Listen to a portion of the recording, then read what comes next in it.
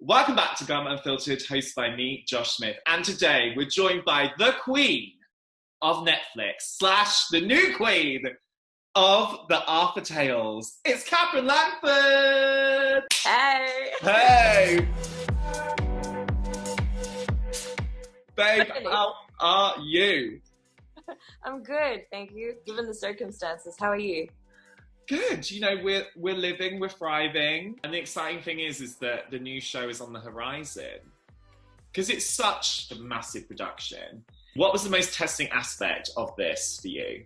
I had to learn sword fighting, horse riding, and I had to come up with a new English dialect. So kind of learning all that and then, learning this vast skill set, and then on top of that, being able to maintain it for the shoot was definitely a challenge, but it was also something really nice, and it kind of made me learn a lot and sort of how to maintain that, and also just how to try and keep giving the same top level of performance every day. Were there like times when you really pushed yourself and you're like, what, WTF, I can't believe I've actually just done that? You know, you're in the cold for such a long time, like hypothermia. I went into hypothermia a couple of times. On camera, if you're cold, your lips will shake. And so really having to learn like how to breathe, like really like controlled breathing, just so you could get a couple of seconds where your lips weren't shaking. I was thinking too, when I was watching this, and how Nimue is classed as a witch, and how like labeling to women is still so reductive even today. I was thinking about that, and I was like, well, we've come so far, obviously, because this is like the Middle Ages, but then in other ways, that sense of like the need to label what a woman is and who she is still very prevalent in our society. How have you navigated that in your own life? Have you ever felt like people have tried to label you, and you've tried to like maybe sometimes play up to it and then rebel against it? How has that been for you? I was one of those kids where I never fit into a box. Like I was this athlete, like I loved athletics and I could do sport, but then I was like also kind of like girly, and I liked makeup, but I didn't want to be a part of that popular girl group. And I was also a nerd, and I also liked music. So there were all these different boxes that I checked, but also at the same time, like I just didn't fit into one of them perfectly. Feeling free and doing what makes you feel free is so important, and I think that's what makes people special, you know? Do you ever feel that people still try to put you into a box?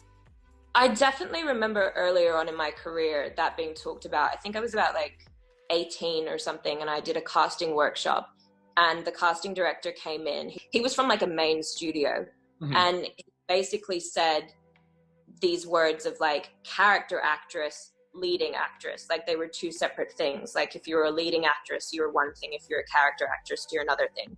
I remember just being so kind of confused by that. When you think back to you growing up in Perth, what kind of things were you going through at that time that you possibly like struggled with? I mean, we all have ups and downs, and I probably can't like list like one or two specific, because I think it ranged, you know, like school, I didn't know where I fit in. I didn't know which box I was supposed to be in. And I actually remember, I have to share this. I remember we had like this magazine. We had a couple of like these girls magazines, and they would have pictures of celebrities with a quote. I had this picture of Scarlett Johansson, who was saying, you know, in essence, something along the lines of like, just be yourself. And I remember I was 12, and I looked at this and I just went, but who am I?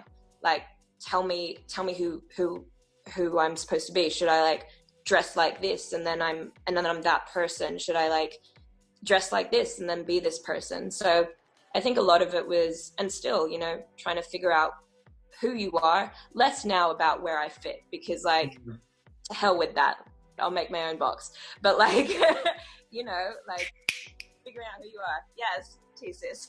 Yes. What has it been like for you to come to terms with your own skin, your own body, your own beauty? You know, I get the feeling that when you're younger, beauty or being beautiful is equated to looking like someone else. You know, it's a lot of what other people have to say. And over the past couple of years, I feel like I've learned that the more you can own who you are and the more confident you are in yourself, the more you're able to recognize the beauty that you have within, but also appreciate it within other people. And that to me is the true essence of being beautiful. Can you remember some turning points in that, or some changes in that? There's this moment that I had probably a couple of years ago, and I think I was like 21, 22, like around that sort of age, where I was already considered an adult, but there was like this second stage of evolution where I felt like I was coming into my womanhood, for better word. Yeah.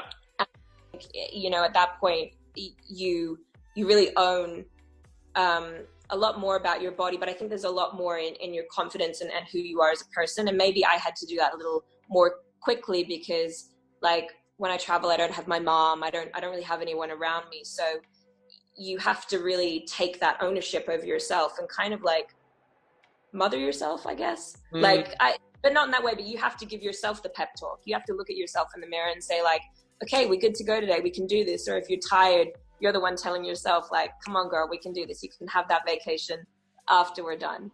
Yeah.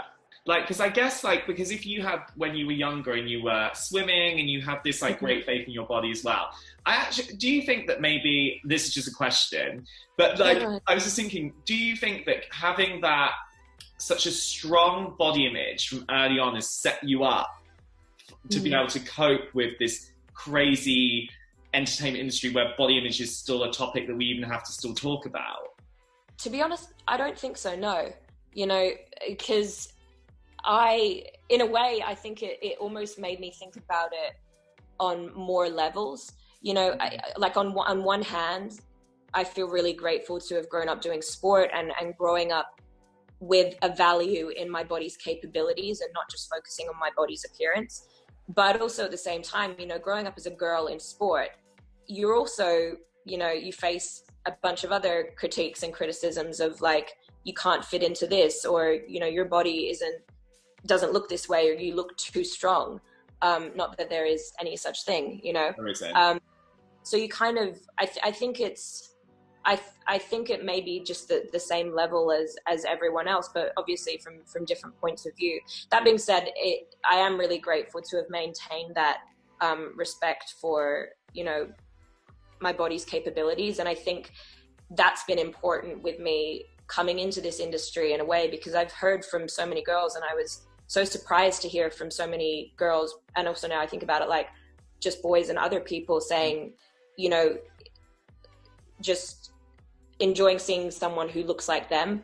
And I realize how harsh social media can be when everything is so perfect and put together and magazine ready. I want young girls to see that not only can they be strong, and not only can they fight, but they can do it in a way that honors them and honors their body and also honors their gender. Because this is all about her discovering her power and leaning into her power, learning how to harness it, which is something we all have to do as humans as we go through our lives. For you, what have been some turning points in discovering and realizing your own power? Wow. I feel like that's a lifelong journey, but definitely I mean, for me, one of the biggest lessons I think I've ever had is that moment when I got into drama school after 3 years of auditioning, and I got these 2 projects to go and test for. So I turned down drama school and went to test for these 2 projects in the US and the UK, and basically didn't get either of them. So I came back not being able to go to school, without a job, and had to call all my, like, bar jobs and stuff like that back. And it was that moment where I was just at rock bottom. Like, I didn't know what I was going to do, if I was meant to do this, if it was even possible. And I kept auditioning, and it was a couple of weeks after that my first project, which turned out to be 13 Reasons Why, came through. So that for me was a huge kind of turning point, I think. And it's crazy, and I'm very, like, grateful and thankful that it all worked out and young Katherine kept doing her thing. If I was young Katherine who hit that rock bottom and I was on the Zoom call to you right now, what would you want to say to her? It's such a tricky question. I mean, I think all I needed to do was just, like, believe in myself. And I think anyone at any age you go through ups and downs, and you go through doubts and, you know, not knowing what you're supposed to do, and you come to a lot of crossroads throughout life. And I guess the best thing you can do is just keep going and listen to your gut. And if something feels right, just keep going for it, and something will happen. Obviously, you're about to become a L'Oreal global ambassador, which is like so nuts in itself. And you're becoming this woman of worth. That's what they call it. What does being a woman of worth mean to you? Your self-worth is predominantly up to you, and how you value yourself and how you see yourself. But, you know, funny, we were talking about friends and whatnot. I feel like your worth is also, whether you like it or not, it can be determined by other people as well, and influenced by other people, for better or worse. You know, being in this industry that I'm in, you are, in a sense, your own commodity. And so your sense of value and worth is valued by different people in so many different ways. And sometimes I think that can make you question it, especially if you're younger, you know, and you're still trying to figure out who you are and what you want to do. When have you felt the most worth it, would you say? That's such a good question. I feel like you're always worth it. And not that you're always feeling 100%, you know, like no one ever feels 100%, 110%. But you're always worth it. And I think everyone always deserves to feel that. I was thinking about, you know, when you got nominated for your Golden Globe, and that was during the Time's Up movement, and there's definitely this amazing, incredible sisterhood that's in your industry now. How have you leaned in to sisterhood in your, not necessarily with your own sister, but sisters in general, that idea of sisterhood? How have you leaned into that in your own life during different times? Well, I feel really lucky, I think, throughout the course of my life so far, to have a strong female presence, whether it is family or friends or in the form of a teacher, a mentor, or coaches. That moment at the Golden Globes, which for me was really special. You know, it's my first ever Golden Globes nomination, first nomination. Like it was so exciting, and then to connect that to the Time's Up movement, and sort of, you know, it kind of took place in the form of getting this call from a woman that I really admired. It was Reese Witherspoon who reached out to me initially, and I was on the phone with her, and I was like, oh my gosh, like this person like wants to welcome me in. And then we had this meeting before the Golden Globes, the day before, to kind of discuss all the sort of intricacies of what we were going to do. And I just walked into this room of like 25 of the most experienced and like inspiring, incredible actresses. And it was something where I felt very like starstruck, but at the same time, I also felt very welcomed and open. And that was really overwhelming. Like I got a bit teary when I was talking to some of them, because it, you know, especially growing up like in this industry, you hear these things that are like, you know, women are this way or women are that way. And it just felt so far from the truth. You know, I think that women are so powerful, and everyone as a human being has power within them. But I think through history, women in particular, as a group, have sort of faced these obstacles that are very specific to our gender. You know, we're such an indomitable force together. And when we truly support each other and stand together, it only serves to lift all of us up.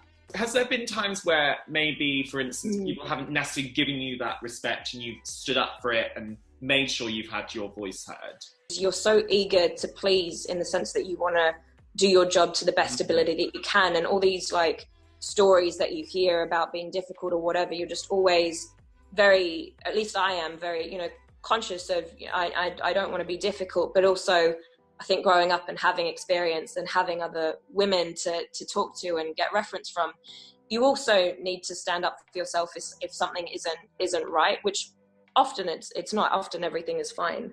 But I do feel like maybe also sometimes it's difficult like as a young person or a younger person, and maybe also as a woman, there's still a part of me that recognizes that even if I do say something, regardless of how eloquent or logical it will be, that you always feel like there may still be that I don't know, there is always, I guess, someone like looking at that or whatever. But for the most part, you know, I mean, just speaking to my last project, which was Cursed, you know, that was a really long shoot. Like I said, like one day we were shooting in a forest and it was completely waterlogged, and like 10 people went home, and then we had an inadvertent snow day in the middle of summer in Wales, like all these really random things that happen.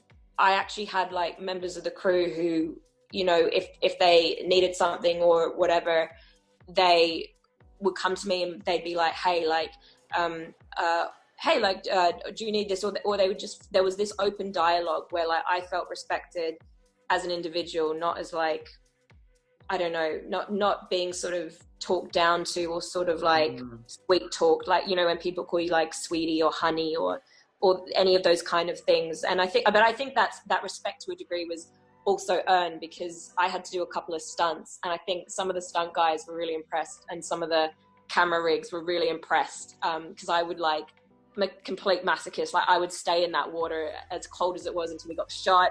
I'd be like jumping off of things, and the guys were like, all right, like you know, there was that respect that was earned from doing my job, and that's what I appreciated.